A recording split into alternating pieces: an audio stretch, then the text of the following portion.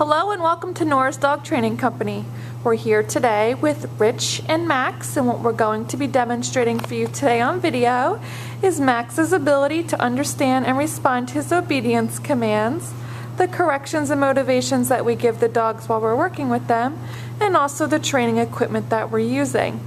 Rich is using a regular 6-foot training leash, and he's going to keep the bulk of that leash folded neatly in his right hand, leaving his left hand free to give the correction. And the correction that we provide is a tug and release on the training collar, and that's the second piece of equipment that we're using. And Max has been fitted with his own personal training collar, and we will be sure to show you how to properly put that collar on and use it during your one-on-one lesson. Now Max is sitting very nicely on Rich's left-hand side, and your left-hand side is where all of your obedience training is going to take place. The first command that they're going to demonstrate for you is heeling, and heeling is proper walking on a leash. The command that you're going to give is Max heel, and you're going to simply start walking, and you'll notice that Max has been trained to walk very nicely on your left-hand side at your pace. Thus, he should not be lagging behind on that leash nor lunging ahead and pulling. Max heel.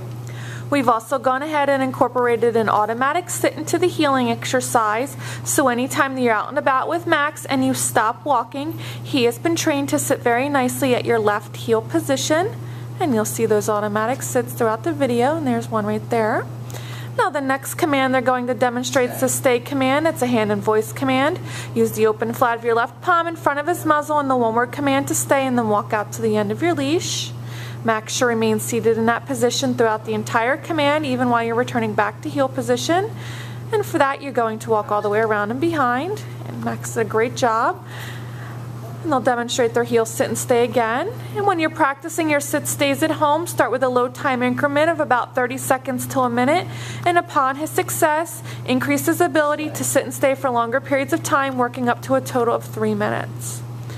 So Rich left him in another sit stay, and this time they'll demonstrate the recall or the come on command. The command you give is Max come. He should get up and come in and sit directly in front of you.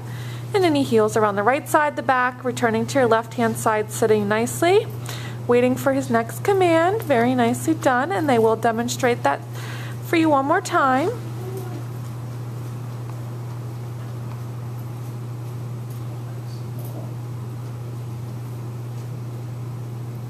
Stay.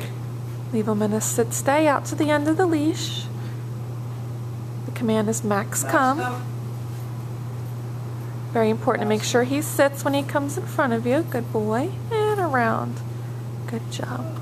You'll notice throughout the video that Rich is using lots of positive reinforcement, both verbal and physical praise, telling him good boy, great job, and giving him physical pets on the head and on his chest there. It keeps him motivated and lets him know that he's doing a good job in pleasing us. Down. Now they're demonstrating the down from a distance. You leave him in a sit stay out to the end of the leash, and you're going to use your right hand to give him the down command from the end of the leash, and he should drop into a down directly where he's sitting. Nicely done. You return back the same way, walking all the way around back to heel position. Good job.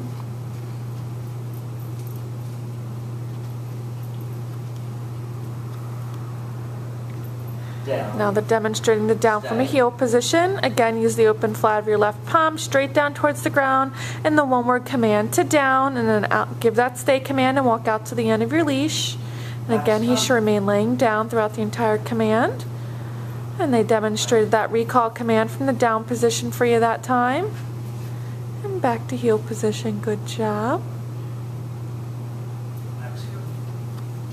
You want to make sure that you're setting aside about 10 to 15 minutes every day to work Max through his commands in a formal obedience training session. It's great practice for the both of you and will help with the transition of his new commands and rules back into the house. We've demonstrated for you today all the obedience commands that Max has learned here at school. It's been a pleasure having Max.